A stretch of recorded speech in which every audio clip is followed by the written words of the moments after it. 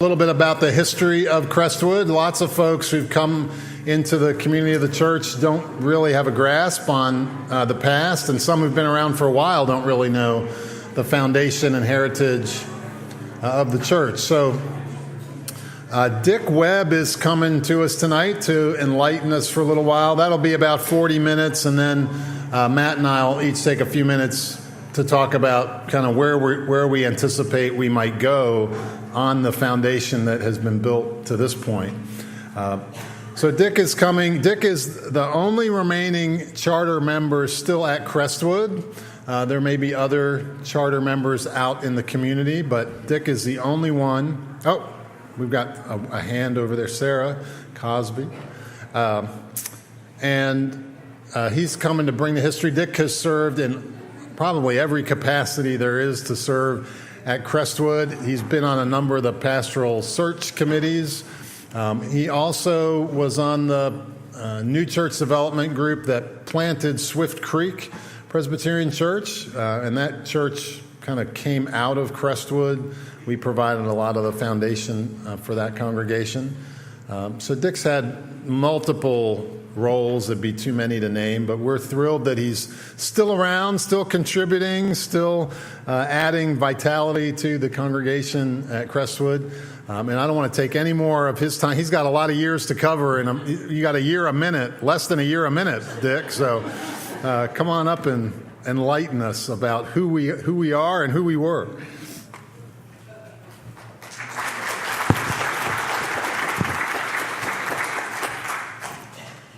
Well, thank you, Rob. I'm glad I'm still standing. If you look at that picture that's shown in the slide, it's sort of sad for me. It's a group that went to Massanutten Springs. We had Dr. Robert Boyd here for a number of years, which was an excellent Bible teacher. And every summer we would have a men's conference, and a group from Crestwood would go. And that's that group there. There's one person that might, on that picture, that might be alive besides myself. I always love to talk about Crestwood. I guess, you know, all of us have love affairs in our lives. We love our families and certainly our spouses and our children, our country, and so many things. Talked to Matt pretty soon after he got here. And I filled him in a little bit on our history. And he told me, he said, I don't think anybody loves this church more than you do. And it's been a love affair for me from the very beginning. And I know there are other people that love it too. We have been so successful and a lot of strong leaders. I'll probably just be mentioning the senior pastors, but I would like to acknowledge Rob for the work that he's done. Rob has kept the East Campus going during difficult times, and I give him a lot of credit for that. And Rob put these slides together for me tonight, and I appreciate that. The story of Crestwood's a great story to tell. I'm going to tell it from a standpoint of challenges that we faced over the years. It has not been a cup of tea. It's been a lot of difficult problems over the years. But I think as you hear the history and see the history, you will realize that God's hand was working from the very beginning with Crestwood. One of the scripture passages that I've gone back to many times thinking about is Jeremiah 29, which I think is familiar to all of us. For I know the plans I have for you, declares the Lord. Plans to prosper you and not to harm you. Plans to give you hope and a future. Point tonight is not to look back and live in the past. But I think when you hear the exciting story of what the challenges that we have faced over the years and met, you'll have to agree that God's hand has been there, and that should give us encouragement for a bright future at Crestwood. I know I feel that way. If we look at, we got first steps up, okay. I think y'all would enjoy that picture there Rob picked out. I know where you recognize Betsy and I, but that was at Trunk or Treat we used to have every year. In the beginning, the Bon Air Church played a significant role in getting Crestwood started. I was a deacon at Bon Air Presbyterian, and a long-range planning committee recommended, because of the successful growth we'd have there, that we start a new church. They divided us up into different groups. I was on the group that was looking at where new members were coming from. Sort of surprised us, because even at that time I thought it would have been to the west of Bon Air Presbyterian, but it ended up that looked at all the new members. We felt like the area of the Jank Road and Chippingham Parkway would be the most suitable place for a new church. Unbeknownst to us, and this you can see God's hands working, he had bought a piece of land up right close to Crestwood Elementary School. We didn't know that. They didn't know what we were doing, and so we had that property. I might mention to you about that property that the presbytery bought. We later contacted a fellow that was in charge of helping churches find locations for property, and he wrote back and he said, your letter was read with curious curiosity, because I've never seen a worse site picked for a new church. So we had to make a change. It was locked in. It was just not on any main roads, and so we ended up going to the present location on Jank Road that we have the Richmond campus, I should say now, today. There are many names that I will not try to mention that played a significant role in starting church, because so many of them you probably wouldn't know, and be prone to leave some out, which I wouldn't want to do. It was in August of 1966 that we had had a meeting with the neighborhood to see who would be interested in starting a new church, and 14 families expressed interest that night, and a new church committee was started with members from the Bon Air Church and also from Forest Hill and Tuckahoe Presbyterian churches. I felt I was selected to lead the group, and I felt really honored by that, because I was so much younger than some of those older guys. I never could figure out why they selected me, but anyway, they did. And it was a great committee to work with. Don't want to talk too much about Betsy, but my wife that passed this past year was always by my side during this time. It was a busy time. It was an exciting time. Starting a new church. You didn't ask somebody to do a job and they say, oh, I've got other things to do, I'm busy. They would always pick up and do it. It was a fun time. But as I said, we did have a lot of different problems. One of the smart things we did was get Dr. Boyd, who was at the Presbyterian School of Christian Education, to be the supply minister when we first started. And Dr. Boyd brought name recognition. He was well known in the community. I'll have more to say about him later, but that was a big help. In the Presbytery approved Crestwood as a church in February 1967. We got started in 1966. In 4 months, we were organized as a church, from a chapel to a church. That was the fastest time in the history of Hanover Presbyterian Church has been organized. I don't know if anybody's done it faster than that or not since that time, but I always was proud of that.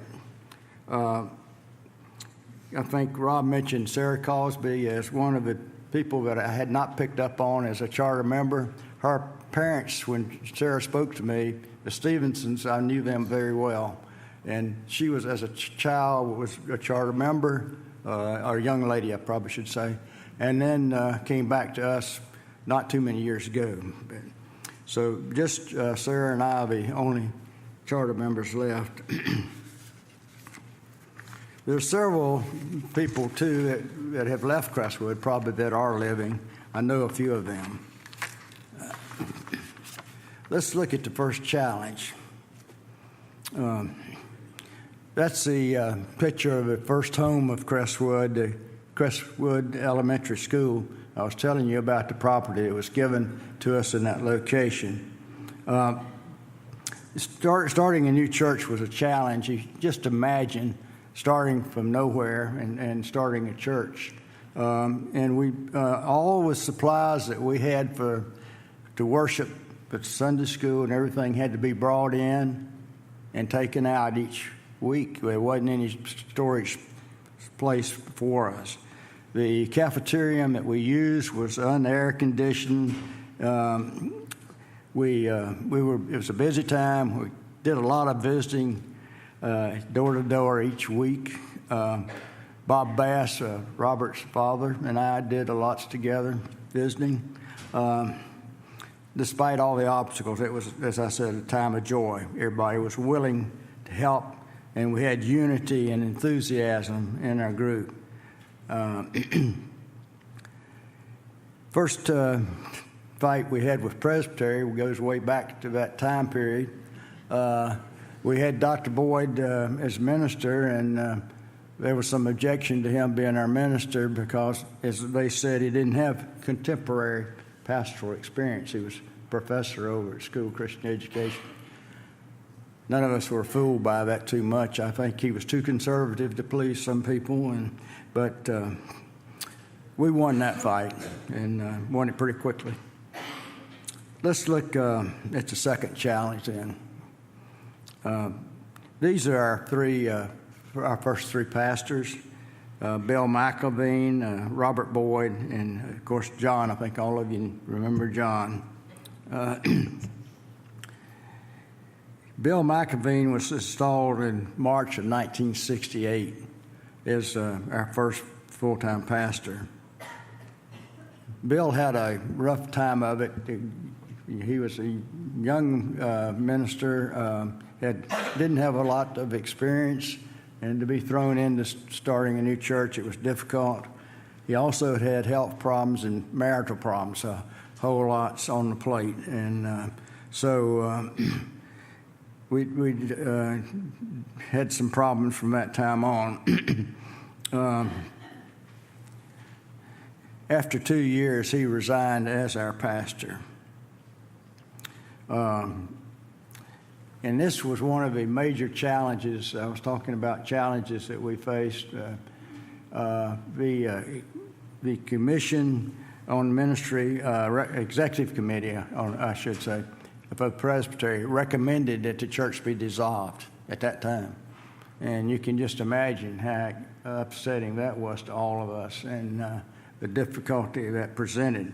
A lot of meetings and a lot of prayer, and finally they came back to us and said, y'all are so determined to still keep going, and we're going to try to support you.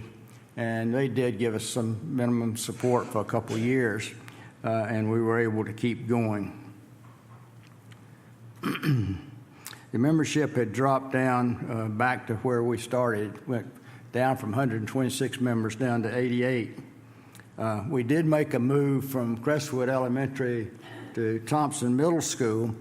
Part of the reason we made the decision was because it was air conditioned. So,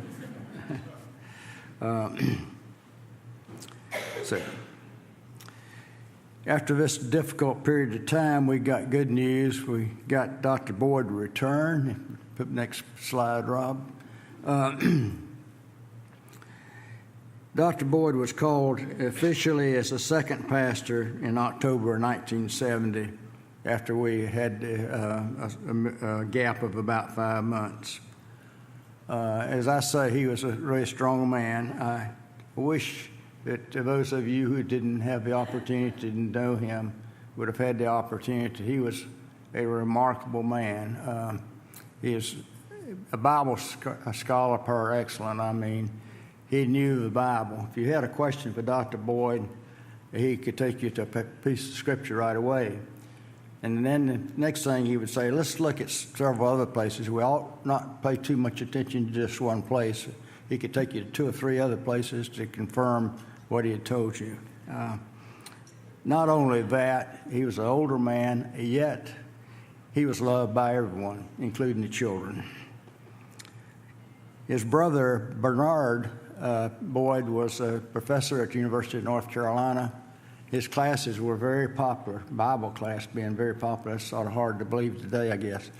But students would sign up ahead to get in Bernard Boyd's classes. But anyway, he spoke at Crestwood one time, and I remember very well he said, he is my brother, but I have to say, he's the most Christ-like man I've ever known.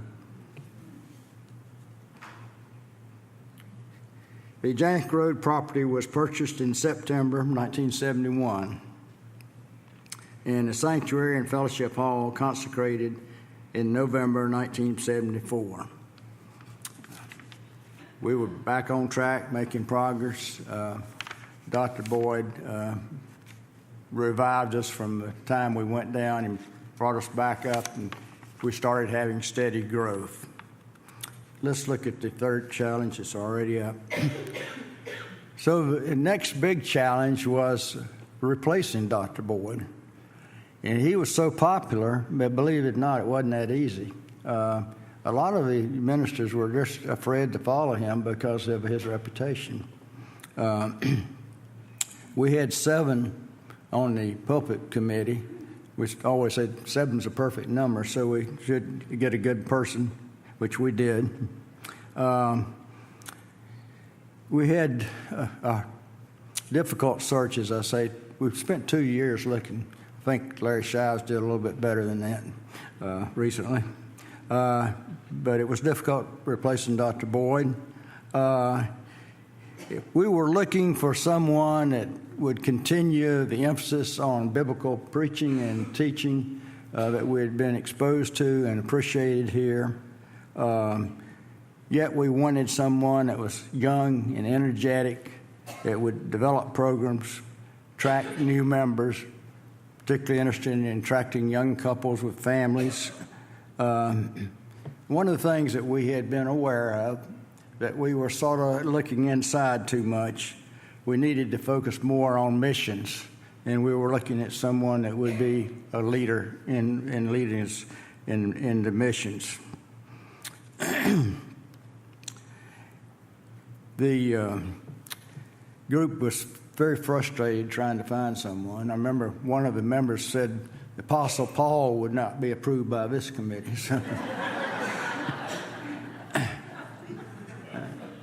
two of the ladies that were on the committee, one of them was Rusty Gregg's mother, Jean. We'd go in and we'd hear them sigh pretty soon, and we knew we might as well get up and leave.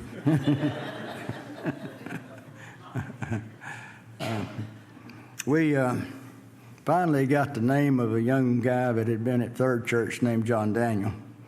And we paid, John was in a small church. He had 2 small churches, one in Calypso, North Carolina, and we made 3 trips down there. Can you imagine? We went down, I don't know how many of y'all know Bill Gravitt, but he had a Lincoln town car, and it was really comfortable to take trips in, so we liked doing that.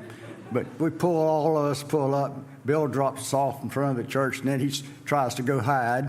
But pretty soon, everybody picked up on who was there. One of the guys, elders, went back to John and said, "Pastor, there's a nominating committee here today." One thing I remember about going down there was not so much hearing what John had to say, but that good-looking brunette that was singing in the choir. That was Jenny.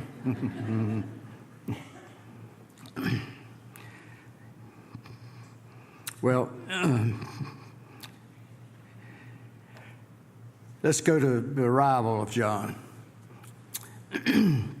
Most of y'all know John and Jenny. What a blessing to call him, and for him to have such a long tenure here at Crestwood. John built on the strong biblical foundation that Dr. Boyd had laid. He and Dr. Boyd were very close theologically, but quite different in personalities. John's got many new programs started. he gave a strong emphasis to missions that we had been looking for, service. He and Jenny really loved to fellowship and encourage that among the congregation. We had the Haiti, annual trips to Haiti started. We had a relation established with the Church of Grace in Russia. The refugee ministries, we've had Cambodians and others that came in.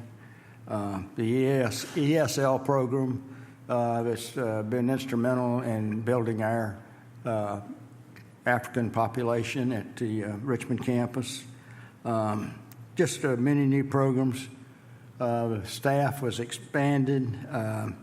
John was the leader that we were really looking for.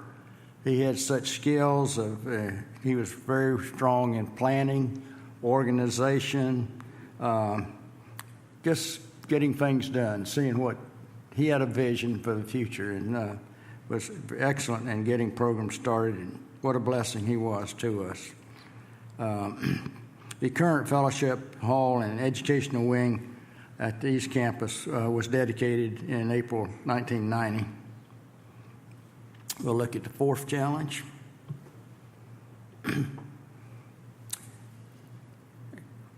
During John's reign, we saw steady growth in membership. But then in the 90s, we hit a time where the growth plateaued. It really frustrated John, and quite frankly, I felt like he was very frustrated and probably ready to make a change because he wanted to see growth and he wasn't seeing it. A special committee of 12, Benny led that group, and Young guy, again, like you. but I was with you. But we had a lot of different options before us. We brought in this consultant named Lyle Schaller, and he didn't tell us what to do. He just laid down options. And I was concerned, I guess for others too, that there was even some talk at that time about starting and building a new church and selling the present campus. But I knew that if we did that, we were going to lose a lot of members. And so the option that came up that appealed to us at the committee was the multi-site option of starting a second site. And you can see in the picture there the temporary location that we met at for a while before we got into this building. One thing John told me, sort of interesting, and since John told me, if I can tell it, but he's telling me when he was talking to Lyle Schaller, John really had been thinking about leaving Crestwood. And Lyle Schaller told him, said, "Young man, you have a very unique congregation here. And I just hope you're not dumb enough not to recognize that." John told me that, so I can tell you. And John didn't leave, so we were glad. So, multi-site ministry. In August 1999, Rob, you watch my time. In August 1999, the Great Expectations Capital Campaign was launched. And here's another really significant event in the history of the church, the Crestwood Church. At that time, we had the meeting announcing the launching of the campaign. It was also announced to the congregation that a major landowner had decided to give land to Crestwood.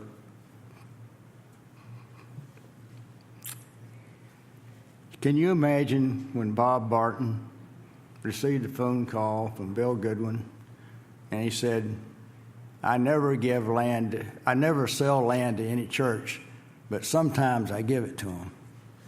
And from that point, I mean, he didn't give it to us that day, but from that time, it evolved to where he did give us the property for this land. What a blessing. Can't you see God's hand working through this? we have an amazing church here. We have seen God's hand in it. We should be encouraged by this and look to the future with hope, because God hadn't let us down in the past. He won't in the future.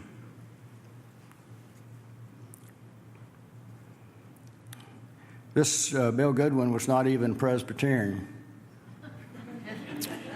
and he gave this property to us. Not a member of our church for sure. First worship service and second service of dedication and consecration was in August of 2004. Of course, when we built this property and we moved from a temporary site to this site, of course, still had the old campus, we saw significant growth. Saw growth in members. We saw growth in programs, and exciting time. A lot of people at the old campus, you have to realize that they're the ones that made all this possible. They're the ones that put up the money. And, of course, people had to keep it going. But those of us who were to what we call the East Campus then really deserve a lot of credit for getting this started here. The fifth challenge. Seems like we'd have a challenge and we'd get over that challenge, and then we would do well for a while, and then there would be something else come up. But through all this, God has led us through it. The changing of denominations was one of the hardest time periods that our church has gone through. I probably don't need to say much about that because I think everybody here probably is pretty much familiar with that. The decision to change denominations was made by the session in June of 2012. It was a full year before the an administrative commission was appointed. You may remember there were listening teams where we would meet with representatives from Presbytery that listened to why we wanted to make these changes and what our feelings were. And then the administrative commission was appointed. Unfortunately, the administrative commission was not easy to work with. And their requests were far out of line for any settlements that had been reached before. It may be that we were a little late in our timing. Don't know, but I do know that of all the different churches, Christ Church, Spotsylvania, and St. Giles, and many of the others, none of them had to pay anything like Crestwood had to pay. We deadlocked with the administrative commission. It finally went down to $3.5 million. We had been willing to pay $500,000, which was about what everybody else was paying. But they did decide that the best thing to do was to turn it over to the Board of Trustees, and that happened in March of 2015. And the trustees, I think, it was sort of a difficult thing for them to do because after the administrative commission had been so difficult to work with, and they didn't want to come down and be a whole lot more reasonable, I guess. But after negotiations, when they demanded $2 million, we finally went up to offer of $1 million. And finally, to make a long story short, it was settled for $1.5 million. This process was very hard on the congregation, especially hard on John. I felt so sorry for him because John took full responsibility for that decision. Although the session had approved it unanimously, the vote to change the congregation had been voted on by over 95% of the people, but John felt a terrible burden, and I feel like, it really took time off his life. It really did. But finally, we did get a settlement, and We became a part of ECO in June of 2016. One of the things that helped us out with the big expense we had was the sale of the Richmond campus property to Elijah House Ministry. And, I think some of the people like, John, felt like probably a lot of us at the old campus would be opposed to that, but I thought it was a no-brainer. It was the best thing to do. And when you think about the old building and the maintenance cost and everything, it was really good that we were able to sell it to them. We sort of reverse roles. They had rented from us before. Now we would rent from them. We didn't have to worry about those maintenance costs, and we could continue worshiping just like we were. Then talk about having a problem, going to the sixth challenge. You think it's hard to replace a person like Dr. Boyd was with us for 7 years. Think about replacing a living legend like John Daniel, had been with us, 37, 38 years. That was really hard. And we had a lot of activities to express our appreciation to John and Jenny. Jenny has been such a blessing, too. I shouldn't leave her out at all. But John and Jenny was just an important part of this congregation for so long. And he certainly deserved retirement. And he announced in June of 2016 that he would be retiring. He gave us a year, which was nice, and gave us time to work on getting a replacement. And that challenge was finally resolved when Matt was hired. And we're so happy to have Matt and Grace and that family with us now. Matt was, I think he started 1st of October, and then he was installed in the service in November 2017. I hope that in a little way I have been able to demonstrate to you how God's hand has worked throughout our history. If I failed to do that tonight, then I failed entirely. It's very clear to me from the very beginning that God's been with us and let us face some difficult challenges, but we always got through them. Praise be to God. Thank you.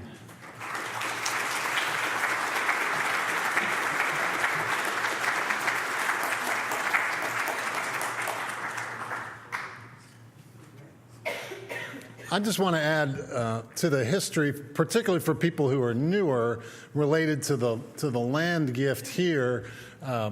John would often tell the story that when it came time, Bill Goodwin was developing this whole Center Point area and had several sites available that he could give, and he had asked the team from Crestwood to look at the sites and evaluate, which ones we might be interested in. And they had done that, and I can't remember exactly how many, but one was such an outstanding location. They said, well, he'll never give us that, so we won't even consider that. And this other site is completely unsuitable for a church, so we won't even look at that. And they were looking at a couple in the middle, and Mr. Goodwin happened to walk into that meeting with his lawyers and whoever were meeting there, and he looked at the plat and he said, if there's going to be a church out of these sites on the property that I have, it's going to be right here. And it's the site that we're on, and it was the site that the committee had dismissed because it was such an outstanding location for a church. And that's where we are today at what will become a very busy intersection. And about 5 years in, I was thinking it was around 2008 probably, things were going really well here in terms of growth, and we felt like we might need more space than what we had. So it was 26 acres, the first gift. or over 20 acres. So we went back to Bill Goodwin and said, might you have any more land that you'd be willing to give to us? And as I understand it, he actually had his folks redraw the intended plan of development so that they could carve out an additional 5 acres to give us up over here. And he said, I'll gladly give this to you, but don't ask for any more. Well, all that I offer up to Dick's point that God has done through Crestwood what people alone, could never do. That the Spirit of God is very much at work. And those of you who were here when it came time to find the site, when you have a gift of land like that, it's a great confirmation that you are indeed walking in the way that God is calling. And so there's a great sense of destiny with this location, and we wonder what may yet be ahead in the future. I just want to speak for a couple minutes to the Richmond campus and what we anticipate could happen there. There's a lot of unknowns, as you know.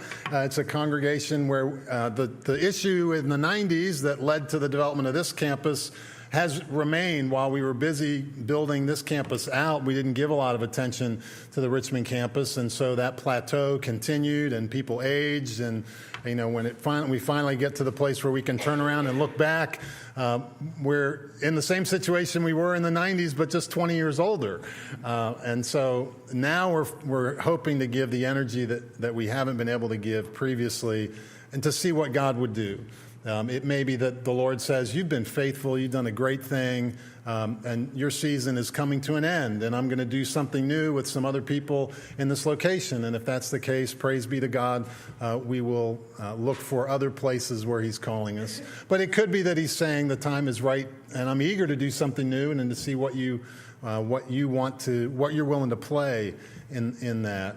And so if you've read the newsletter, you've seen there's a vision team that's developed some kind of very practical hands-on things. We anticipate spending some time at the local laundromat, meeting people from the neighborhood who come in, and loving them by helping them with their laundry and striking up conversations.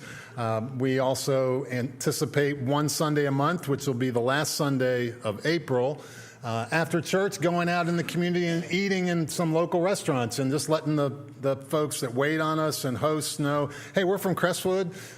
We just want to support businesses in the neighborhood. We're glad you're in the neighborhood, and we're here in the neighborhood for you. To try to simply let people know we're here to build some relational dynamics with folks. So some intentional things. We're going to do an evening vacation Bible school in August, and try to draw in some families through that, and see if any of that leads to ongoing ministry, Sunday morning worship, traction. So those are a handful of the things that we intend to do, and we're looking at yet more and thinking about the vision we may have for the future. I would love for us to develop a spirit of the campus that's welcoming to all, particularly in a season in our national life that's very racially divided, to be able to express to the community, this is a place where all people are welcome. We worship together, even though we may have cultural divides that might not normally allow us to be together, to look to ways that we can come together to worship Christ. So whether or not that can happen remains to be seen, but we're giving it a lot of energy and a lot of prayer, and eager to see what God might do, and to discern what he's saying. So that's a little bit of the sense of vision, and we welcome prayers from all Crestwood's members wherever you worship, just prayers that we could be faithful. If the Lord says, the season is done on Jenk Road for you all, thank you for what you've done. Many of those who worship at Jenk Road will be coming to this campus, and that'll have some impact here. And so if that's what God has, we want to be obedient to that, but we don't want to rush too quickly in case he has some new door that he wants to open.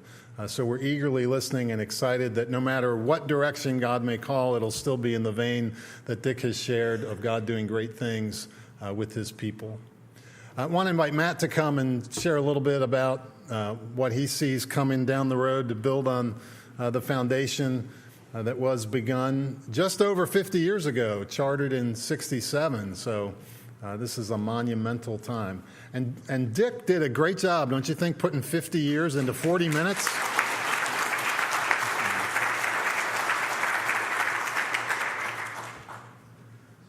Yeah, Dick and I, actually, he gave me a personal preview, and we did this a couple months back, and we got together, and he walked me once again through the history of Crestwood, and then we had good lunch together. And at lunch, I asked Dick, do you remember, I asked you, what has been the great adventure of your life? I love to ask people who are ahead of me in life just about, what's been the greatest adventure of your life?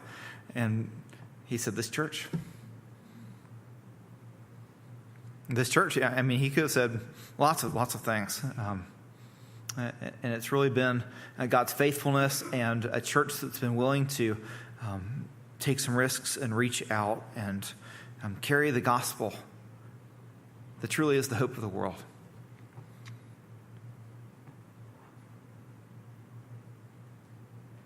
I walk around the grounds here, and I've started doing most of my telephone calls outside now that the weather's getting better, and I keep on walking around here, and the more I walk and the more I pray, the bigger I believe that the Lord's calling on us is. I can't believe that the Lord would give us 24 acres to only have this size facility here. As I saw that we hit a fire marshal number on Easter Sunday, don't tell anybody connected to the fire department. We might have violated that just slightly. And as I watch some conversations that are going on in Christian Ed about, well, we would do something more if we had more rooms, I think, well, okay, I actually know how to solve that one. It's rather costly, but, I believe that the Lord has something bigger in mind for this campus. 10 years from now, I believe that we could be a 4-campus church. I'm looking 5 years ahead to Mosley campus, 5 years after that to Paladin. I think it will make sense. The city has built out the things that work here in Midlothian will work in Mosley. You give Paladin and the area, just drive out Midlothian Turnpike, watch the way it's beginning to develop. It's going to develop in a very similar way as this part of the city has. We bought some survey results not too long ago, and Rob and I were looking through them, and there was something that just bothered me. And it was that of the people who live within a 2.5-mile radius of this place that we're sitting in, it was less than 20% said that a personal relationship with God was significant in their lives. 37,000 people live in a 2.5-mile radius of this campus. So I'm telling you that like 25,000 people are living day to day without a personal connection with the God who loves them. I just can't believe that that's His will. Can you? And so what if we really began to dream with God?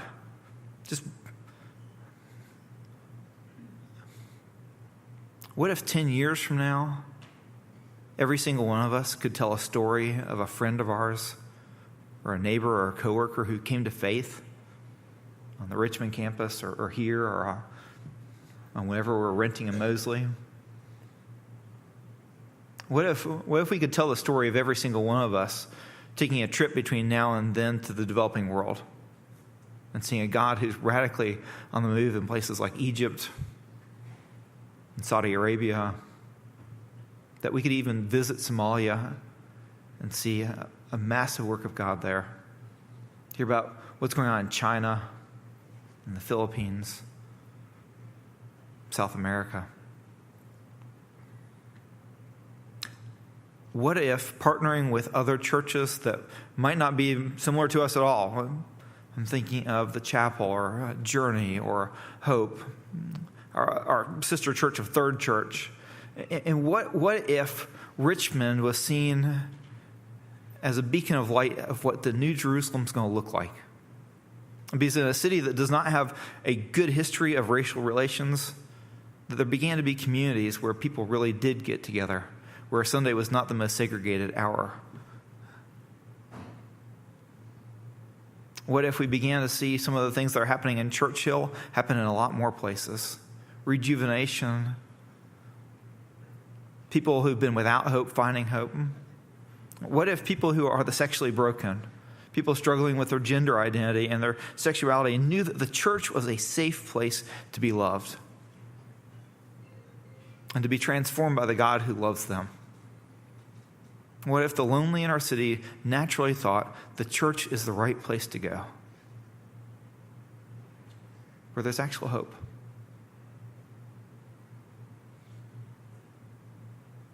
What if each person, including me, not only thought of our ministry here at Crestwood, but we were called to a ministry? Some way that God would use the gifts and talents and opportunities that he had set before us to be his ambassador wherever we would find him and wherever his people would be. Can you picture that? How costly is a vision like that? It's enormously costly. How generous is our God?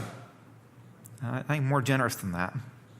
And so I'm intimidated on lots of mornings, the visions that I think that God's putting in my head. And who knows what's of me. I'm not perfect on this, but the more I pray, the more I just feel like the Lord has something big.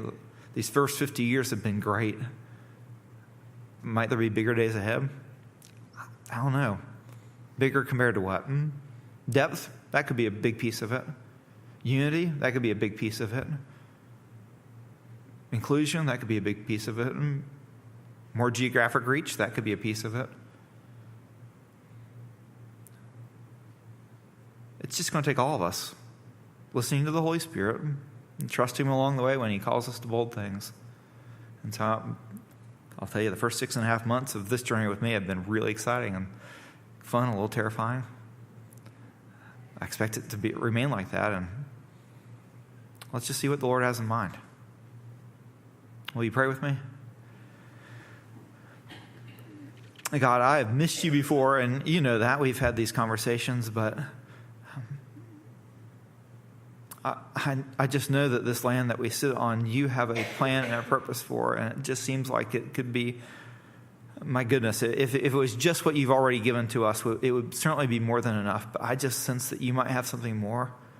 And especially when I consider these people who have no idea that the Christian church does not offer judgment but hope.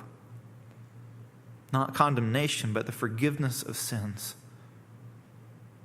Real transformation, healing, reconciliation, hope, joy, peace.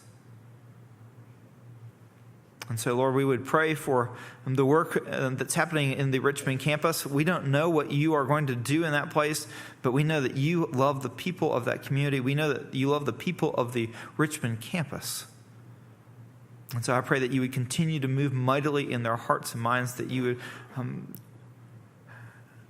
bring forth from us something that would be worthy of your name.